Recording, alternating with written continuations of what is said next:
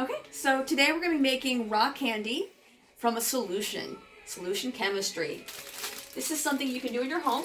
I'm going to walk you through it today. But first, let's look at the chemistry. We're going to be taking sugar, a solute, and dissolving it in water, the solvent, to make a solution. And hopefully a supersaturated solution. Now, this whole graph here is a little bit like a simplified table G. So we're going to walk through this. You learned about table G earlier today. Let's look at the y-axis. How much solute, in this case sugar, dissolves in 100 grams of water, which is going to be our standard. Okay. Now, we're going to be increasing temperature. You can see as the temperature increases, the amount of sugar you can dissolve increases. So not only does temperature make something dissolve faster, you can dissolve more of it if it's a solid.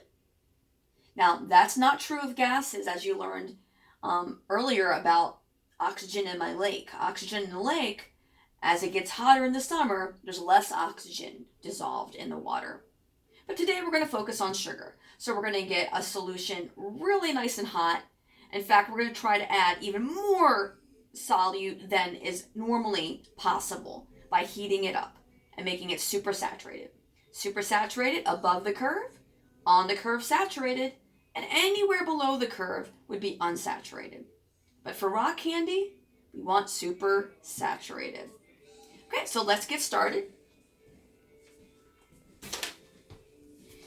Okay, so one of the first things you're going to need to do is either a stick or a string.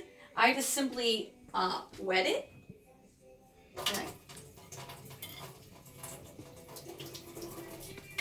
And you can cut it down to size, get it damp, and then you want to roll it in the sugar, like I did here. And then you let it dry, because these are going to be our seed crystals. So again, take a damp skewer or string, roll it in the sugar, and let it dry. And you can cut it down to size like I did.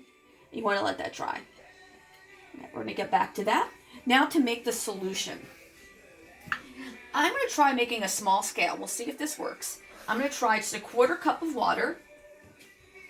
Just regular tap water, bottled water, whatever you like to use. Just a 1/4 cup. And you can also, if you don't have that kind, you can, a 1/4 cup in a glass, whichever works.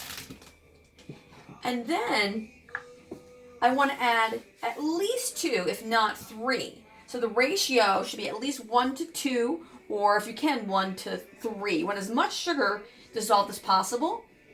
And I'm going to turn it on the medium to get it started. You want your sugar. This, again, that's our solvent. This is our solute.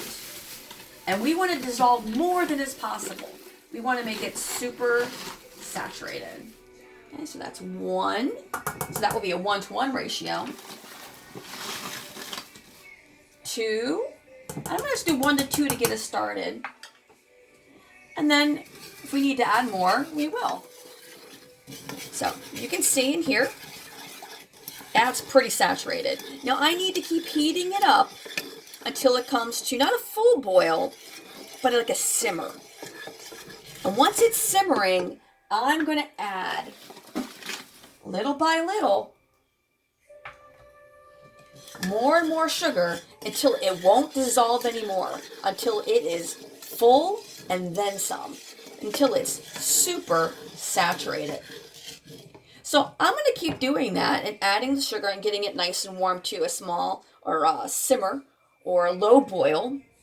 And then when that's done, you have to let it cool for 20 minutes. Once it's cool, you're then going to take it and you can put it in to a tall glass or a short glass, nothing too wide. I might even try a test tube today. And you're going to pour your solution in, right? So it's not ready yet, but you're going to pour your solution in whatever glass you like.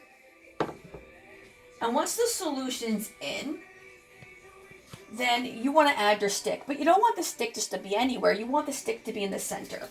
So what I found works nicely is I took some aluminum foil.